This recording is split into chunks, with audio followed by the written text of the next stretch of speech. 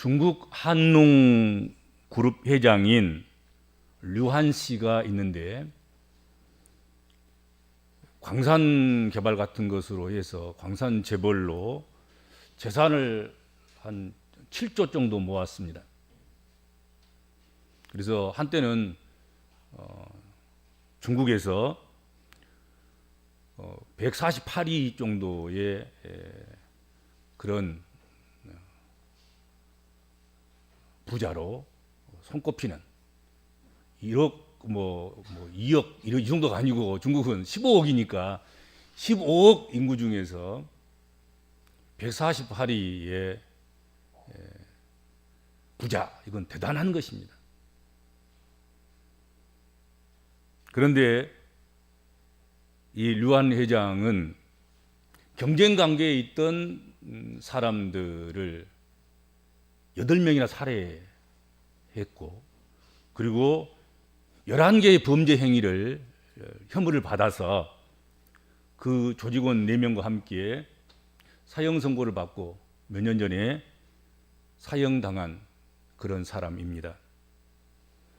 재산 7조,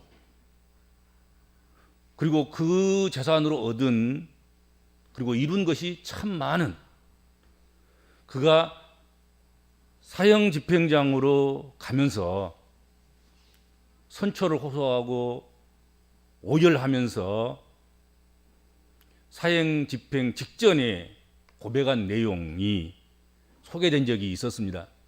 그래서 오늘 먼저 그것을 한번 여러분들에게 소개하려고 합니다. 다시 한번 인생을 살 수 있다면 노점이나 작은 가게를 차리고 가족을 돌보며 살고 싶습니다. 내 야망, 내 인생 모든 것이 잠깐인 것을, 그리 모질게 살지 않아도 되는 것을, 바람의 말에 귀를 기울이며 물처럼 그냥 흐르며 살아도 되는 것을, 악쓰고 소리 지르며 악착같이 살지 않아도 되는 것을, 말 한마디 참고 물 한 모금 먼저 건네주며 잘난 것만 재지 말고 못난 것도 보듬으면서 거울 속에 자신을 바라보듯이 서로 불쌍히 여기고 원망하고 미워하지 말고 용서하며 살 걸 그랬어. 세월의 흐름이 모든 게 잠깐인 삶을 살아간다는 것을, 흐르는 물은 늘 그 자리에 있지 않다는 것을 왜 나만 모르고 살았을까? 락락장송은 말고서라도 그저 잡목님 근처에 찔레나무 되어 살아가도 좋을 것을, 무엇을 얼마나 부귀영화를 누리겠다고 그동안 아둥바둥 살아왔는지 몰라. 사랑도 예쁘게 익어야 한다는 것을, 덜 익은 사랑은 쓰고 아프다는 것을, 예쁜 마음으로 기다려야 한다는 것을 젊은 날에 나는 왜 몰랐을까 몰라. 감나무의 홍시처럼 내가 내 안에서 무르도록 익을 수 있었으면 좋겠습니다. 아프더라도 겨울 감나무 가지 끝에 남아있다가 마지막 떠나는 바람이 전하는 말이라도 들었으면 좋았을 걸. 그런 내용입니다. 그는 사형 선고를 받고 사형장으로 끌려가기 전까지는 인생의 본분이 무엇인지, 정말로 뭘 하며 살아야 하는지 그것을 잘 알지 못했습니다. 그러나 뒤늦은 깨달음이지만 비로소 사형장으로 발길을 옮기면서 인생의 본분, 자신의 본분이 무엇인지 깨닫게 되었다 하는 것입니다. 인생은 2번 살면 얼마나 좋겠습니까? 2번이 없어요. 1번밖에 못 삽니다. 본분을 빨리 깨달으면 빨리 깨달을수록 좋습니다. 그래서 역사를 공부하고 성경을 읽고 위인전기를 읽고 소설을 읽고 영화를 보고 그러면서 다시 살 수 없으니까 간접으로라도 먼저 산 사람들의 이야기를 우리가 주목하는 것입니다. 미가 시대의 야곱의 우두머리들과 이스라엘 족속의 통치자들도 그렇게 살면 포로로 끌려간다는 것, 그리고 나라가 망한다는 것, 그것을 알지 못했습니다. 그들의 본분이 무엇인가 깨닫지 못했습니다. 그래서 하나님께서는 미가 선지자를 그들에게 보내셔서 그들의 본분을 깨우치게 하신 것입니다. 오늘 본문 말씀 중에 있는 너희의 본분이 아니냐, 너희 본분이 무엇이냐, 그런 질문을 제목으로 삼고 오늘 말씀을 나누도록 그렇게 하겠습니다. 성경에서 이 본분이란 말이 딱 5번 사용됩니다. 창세기 38장 8절에 사별한 형수에 대한 아우의 본분, 그때 본분이란 말을 씁니다. 범죄한 엘이 그 범죄한 결과로 죽임을 당했습니다. 아이를 남겨놓지도 않고 결혼했으나 씨를 남기지 못하고 죽었습니다. 그래서 동생인 오난에게 형수에게 들어가서 형의 씨를 잊게 하라, 그렇게 부탁했습니다. 그것이 너희의 본분이다, 그렇게 말했습니다. 그런데 오난은 형의 씨를 자신이 남기는 것을 원치 않았습니다. 땅에 배설했다, 성경이 그렇게 말씀하고 있습니다. 그렇죠? 본분을 다해야 되는데 본분을 다하지 않았습니다. 그래서 결국은 그도 죽었습니다. 욥기 32장 17절에 또 본분이라는 말이 나옵니다. 엘리후가 내가 이제 내 본분인 내가 이제 말하리라, 욥의 고난을, 욥의 환난을 욥의 세 친구가 위로하기도 하고 또 논쟁하기도 하고, 그러다가 욥의 친구들도 조용히 하고, 그리고 욥도 입을 봉하고 이제 침묵의 시간이 흐르고 있었습니다. 그때 엘리후가 벌떡 일어나서 왜 잠잠하냐, 이제 내가 말하리라, 내 본분, 내가 말하려고 왔는데 내가 이제 말하리라 하고 내 본분이란 말을 사용합니다. 그리고 전도서 12장 13절에 사람의 본분은 이것이다 그러면서 전도자를 통해서 말씀합니다. 너희가 일의 결국을 들었지 않느냐? 일의 결국을 들었으니 하나님을 경외하고 그의 명령을 지킬지어다. 이것이 인생의 본분이니라. 그렇게 말씀했습니다. 다 전도서의 말씀을 통해서 다 사물의 이치, 사람의 왔다 가는 것, 사건 사건의 모든 그 의미, 뭐 이런 것들 다 너희가 들었는데 이제 해야 될 것이 무엇이냐? 인생이라는 게 하나님을 경외하고 그 명령을 충성스럽게 지키는 것, 그것이 인생의 본분이다. 그렇게 말씀했지요. 그리고 에스겔서 45장 17절에 군주의 본분, 왕의 본분, 왕이라면 이렇게 해야 되고 군주라면 이렇게 해야 된다, 제사는 이렇게 드리고 백성의 본을 이렇게 보이고, 거기에 대해서 말씀을 하지요. 왕의 본분이다, 군주의 본분.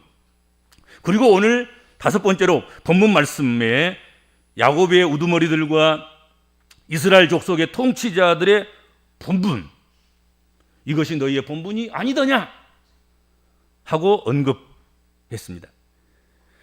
그러니까 이런 5번에 걸쳐서 성경이 말씀하고 있는 본분이란 그 의미 다 종합해 보면 하나님께서 인간에게 주신 마땅히 지키고 행해야 될 행실이고 도리고 직분이고 그렇다 이거죠. 그렇죠? 본분이라는 게 그런 것이다 이거예요. 하나님을 인정하고 하나님께서 인생들에게 그 어떤 사람이든지 가난한 자나 부한 자나 또 남녀노소나 인종과 관계없이 하나님을 창조주로 믿는 하나님을 섬기는 하나님 백성들 그들이라고 한다면 마땅히 인생은 그저 온 것이 아니고 하나님께서 본분을 주셔서 사명을 주셔서 소명을 주셔서 하나님께서 보내셨고 그러므로 그 소명, 그 사명, 그 본분을 힘써서 지키고 행하다가 하나님이 부르시면 가야 된다. 그것이 인생이다 하는 것입니다.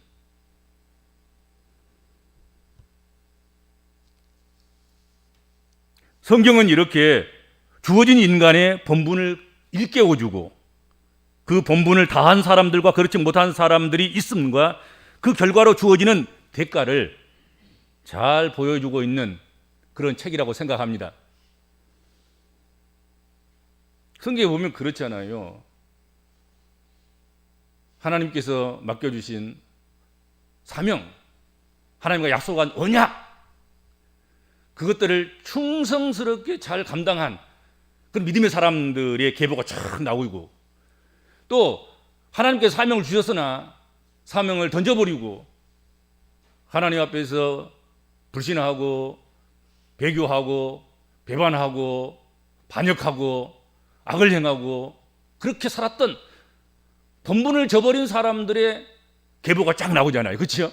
성경이 그건 거예요. 그건 거.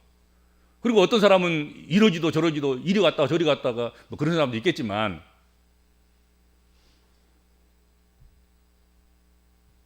어쨌든 그렇게 성경은 우리에게 본분을 행한 사람, 본분을 행하지 않는 사람 그리고 그 결과 그것을 우리에게 보여줌으로 인해서 성경을 읽고 듣고 행하는 사람들에게 인생의 본분을 다하도록 권고하고 독려하고 있다 하는 거지요.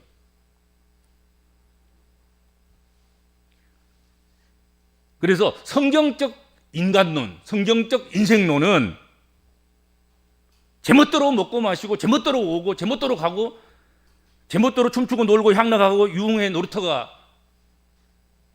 아니라는 거지요. 꼭 와야 하기 때문에 왔고 그리고 제멋대로가 아니라 하나님께서 맡겨진 사역, 사명, 본분 이런 것들을 행해야 하고 자기 고집대로 자기 마음대로 자기 주관대로 내 인생은 내 것이다 그렇게 살아가는 것이 아니라 하나님께서 나를 하나님의 자녀 삼고 하나님 백성 삼고 일꾼 삼고 또 각자의 처지에 따라서 하나님께서 소명을 주시면서 그것을 감당토록 하기 위해서 그 아들 예수 그리스도를 세상에 보내시고 피를 흘리게 하시고 그 피값으로 우리를 사셔서 핑계대지 못하고 하나님께서 우리에게 맡겨주신 본분대로 그렇게 다 하면서 살아가도록 하셨다 이거지. 그것이 성경적 인간론이고 복음적 인생론이고 그렇지 않습니까?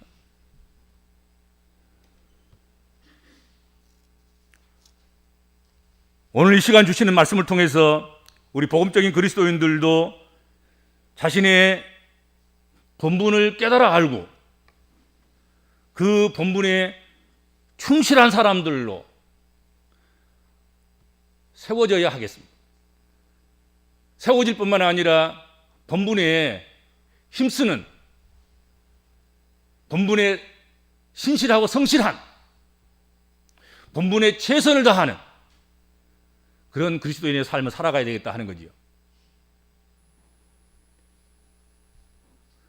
우리 복음적인 그리스도인들은 인간이 인간의 본분을 다함으로써 하나님 나라가 확장되는 정말로 우리는 유토피아를 꿈꾸는 그리고 기도하는, 그러면서 살아가는 그런 사람들인 것이죠. 그렇죠. 우리 복음적 그리스도인들은 우리가 우리의 본분을 다하고 살아가면 하나님께서 하나님 나라를 확장시키시고, 그리고 모든 열방들에게 평화를 주시고 구원을 주시고 은혜를 주시고, 그래서 사람 살 만한 축복된 동산이 되도록 그렇게 하신다. 그래서 결국은 창과 칼을 대장장이가 풀무불에 넣어서 잘 녹여서 보습으로, 낫으로, 그리고 공장의 여러 가지 부속품들을 만드는 그런 것으로 하나님께서 그렇게 하신다, 바꾸신다. 어린아이가 독사굴에 손 놓고 그래도 독사가 물지 않고, 어린아이가 사자나 맹수나 이런 위험한 동물과 함께 어우러서 풀밭에서 같이 희희낙낙 즐거워하고 기뻐하고, 그래도 해치지 않는 그런 나라, 그런 유토피아, 그것을 우리는 꿈꾸고 기도하고 사모하고 그렇게 살아가는 사람들 아니겠습니까? 그렇지 않습니까? 궁극적으로는 하나님 나라가 이루어지는 것이잖아요. 하나님 나라가.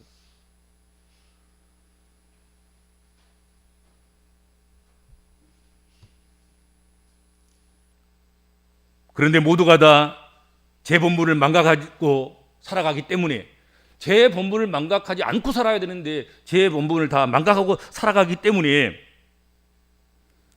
세상은 갈수록 힘들어지고, 아무튼 뭐 만나면 으르렁거리고, 뭐 독사도 아니고 사자도 아닌데도 불구하고 물어뜯고 죽이고, 심지어는 제 새끼까지도 죽이는 그런 세상이 됐다 하는 것입니다. 그러니까 유토피아가 아니라 디스토피아가 된 거죠. 그런데 미가 시대의 선민 이스라엘 백성들을 이끌어가고 있던 야곱의 우두머리들과 이스라엘 족속의 통치자들, 그들은 그들의 본분인 정의를 알고 그 정의를 실현하는 것인데, 그런데 그것을 하지 않은 것이란 말이죠. 우두머리들이, 통치자들이 정의 안 지키면 누가 지킬 거예요? 원래 힘이 있는 것들인데 이것들은. 그렇지 않습니까? 정의를 지켜도 찬물이 먼저 그들에게 가고, 이득이 먼저 그들에게 가고, 권리가 그들에게 주어지고, 그런데 정의를 안 지키면 어떻겠다는 거예요? 그걸 다 받아 먹고 또 남의 것까지 빼앗아서 자기 것 만들겠다는 것 아니겠습니까? 그렇게 하는 거지요. 여러분, 정의라는 것은 힘 있는 사람이 지켜야 되는 것이에요. 지도자들이 지켜야 되는 것이지, 힘없는 사람들, 가난한 사람들, 병든 사람들, 아무것도 없는 사람들, 그들이 지켜야 될 본분은 아닌 거지요. 그런데 마가시대의 야곱의 우두머리들, 마가시대의 이스라엘 족속의 통치자들, 그들은 정의를 알려고 하지도 않았고 그 정의를 실현하려고 힘쓰지도 않았습니다.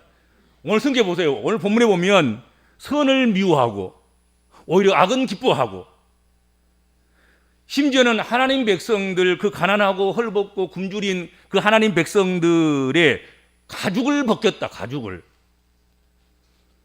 그리고 그 뼈에서 살을 포듯이 이렇게 뜯어낸 거죠. 포듯이, 회듯이 이렇게 뜯어내고, 그리고 뼈가 남잖아요. 뼈도 그냥 놔둔 것이 아니라 그걸 다졌다는 거예요. 잘잘하게 다져가지고 같이 그냥 냄비에다가 다 집어넣어서 함께 볶아서 삶아서 그것까지 다 마셔버리는 그런 악행을 이 마가시대의 야곱의 우두머리들이, 이스라엘 족속의 통치자들이 그렇게 했다. 오늘 성경에 그렇게 지적하고 있습니다.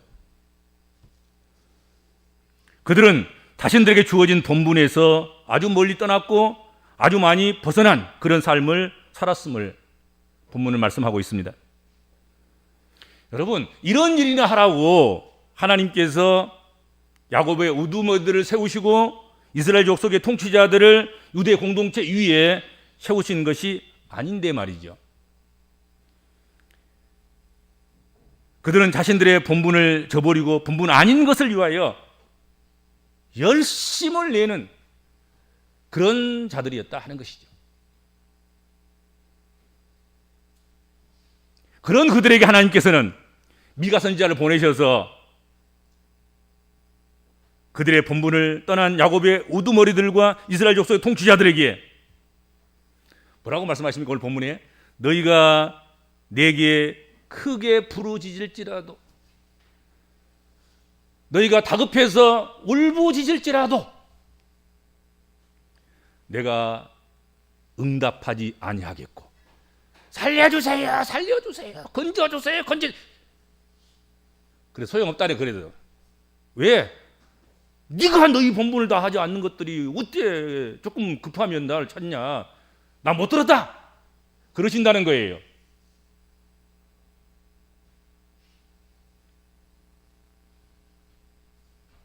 그들의 행위가 악했던 만큼 그들 앞에서 내 얼굴을 가리시리라 그랬습니다.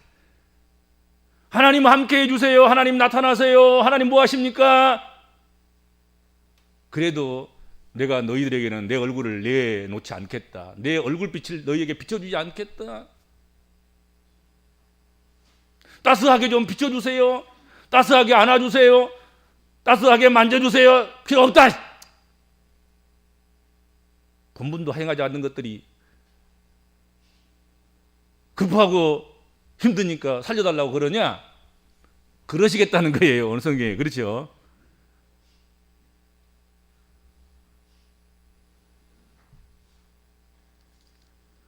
본분을 떠난 그들이 치러야 할 대가는 참으로 엄중하고 놀라운 것이었습니다. 부르짖어도 응답하지 아니하시고 얼굴을 나타내지도 아니하신다 하는 것은 철저한 단절이고, 그리고 철저한 하나님께서 유기하신 것이고 버려두신 것이고, 결국은 그것은 구원받지 못하는 것이고 멸망당하는 것이고, 이스라엘 백성들로 하자고 한다고 하면 이스라엘의 멸망, 사마리아와 예루살렘의 멸망을 자초하게 된 것이다, 죽음을 상징하는 것이다 하는 것입니다. 하나님께서, 여러분, 이스라엘 백성들은 하나님 백성들이에요. 하나님 모르는 척 하시면 이스라엘 백성들은 가장 비참한 사람들인 거예요. 그러나 하나님께서 그를 아신 척하고 그들이 부르짖을 때 응답하시고 그들이 찾을 때 얼굴을 비춰주시고, 그러면 세계 어느 나라, 어느 민족, 어떤 문명, 어떤 문화, 어떤 힘에 의해서도 굴복당하지 않는 가장 강한, 하나님 싸워주시고 이겨주시는데 당연히 이기고 승리하는 거지요. 그게 이스라엘 백성, 하나님 백성 아니겠습니까? 오늘 우리 복음적인 그리스도인들이 그거예요. 그렇죠? 우리는 하나님이 주셔야 얻는 것이고 하나님이 응답해 주셔야 우리가 사는 것이고, 하나님이 우리를 위해서 우리 편 되어주시고 우리를 위해서 싸워주시고 이겨주셔야 우리가 이기는 것이지. 그런데 하나님께서 주신 우리 본분을 우리가 다 할 때 하나님께서 우리가 부르짖으면 작은 세미한 신음소리도 다 들으시고 응답해 주시고, 찾으면 얼굴을 내미시면서 내 여기 있다 그렇게 하실 터인데, 아니 본분을 다 하지 않고 말이지, 그러면 내가 부르짖어도 응답하지 않겠고 너희가 찾아도 내가 얼굴을 감추겠다 그렇게 말씀하신 거지요.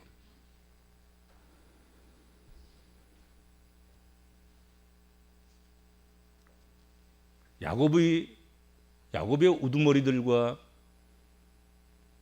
이스라엘 족속의 통치자들이 여러분 먼저 해야 될 일, 우리 복음적인 그리스도인들이 예수 믿는 사람들이 먼저 해야 될 일, 어떤 조치를 취하고 장치를 마련하고 머리를 굴리고 이리 둘대고 저리 둘대보고, 여러분, 그것이 먼저 해야 될 일이 아닌 것입니다. 하나님께서 응답하실 수 있도록 그렇게 우리가 준비해야 되는 것입니다. 하나님께서 얼굴을 감추지 아니하시고 얼굴을 드러내시도록, 그것이 우리가 먼저 해야 될 일인 것입니다. 그리고 무슨 뭘 해보든지 장치를 하든지 선을 내보든지 줄을 내보든지 그래야지, 근본적으로 하나님께서 응답하지 않도록 해놓고 하나님께서 얼굴을 감추도록 해놓고 그리고 뭘 하겠다고 한다고 하면 그거 다 쓰잘데기 없는 거란 말이야. 쓸모없는 거야. 쓸모없는 거야. 가치 없는 거야. 하나님께서 버리시겠다는데, 하나님께서 안 쓰시겠다는데, 하나님께서 못 보시겠다는데, 하나님께서 그냥 유기하시겠다는데, 버리시겠다는데, 그냥 오히려 아수르 왕, 바벨론 왕, 아수르가 내 종이고 바벨론이 내 종이고 그들의 왕들이 내 종이어서 내가 그들을 써서 너희를 막대기로 몽댕이로 톱이나 도끼로 내가 그들을 쓰시겠다 한다는데, 거기에 이스라엘 백성이 뭔 힘을 발휘할 수 있겠습니까? 그렇지 않습니까?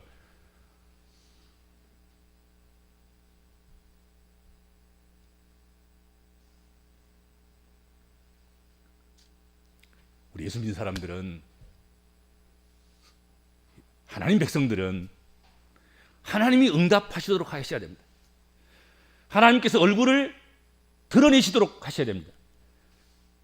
그렇게 그것이 딱 기본이 되고 토대가 되고 기초가 되고 그것이 우선시 되면 나머지 것은 하나님께서, 여러분, 너무나 쉽게 우리가 그렇게 힘들고 어렵고 무겁고 안 되는 것들도 하나님 앞에서는 지극히 작은 일이고 하찮은 것이고 그냥 하나님께서 그저 주실 수 있는 그런 것에 불과한 것입니다.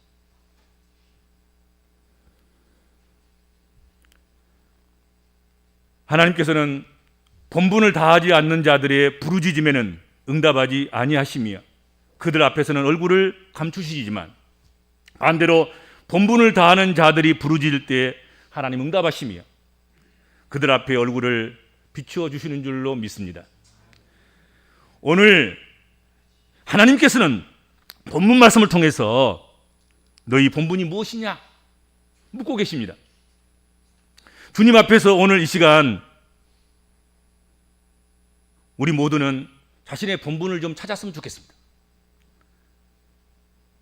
본분이 아닌 것을 위해서 수고했다면 이제 돌이켜야 되겠고 돌아서야 되겠습니다. 언제 우리가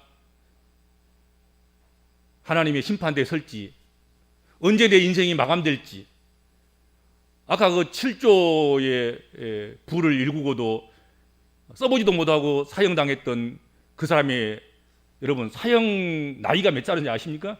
48살이었어요. 48살. 그 짧은 인생 살다가 그렇게 못된 짓 다 하고 돈은 7조나 모아놨는데 써보지도 못하고 간 거 아니겠습니까? 여러분, 오늘 오라 그러면 우리가 못 가겠다고 발버둥 칠 것입니까? 내일 오라 그러면 우리가 어떻게 거절할 수 있겠습니까? 하나님 오라 하시면 갈 수밖에 없는 거예요. 우리가 본분을 알고 본분을 다하기 위해서 아주 치열하게, 느슨하게가 아니라 대충이 아니라 게으르게가 아니라 아주 치열하게 복음적인 삶을 살아가는 여러분 되시기를 주님으로 축원합니다. 주님 은혜를 감사합니다.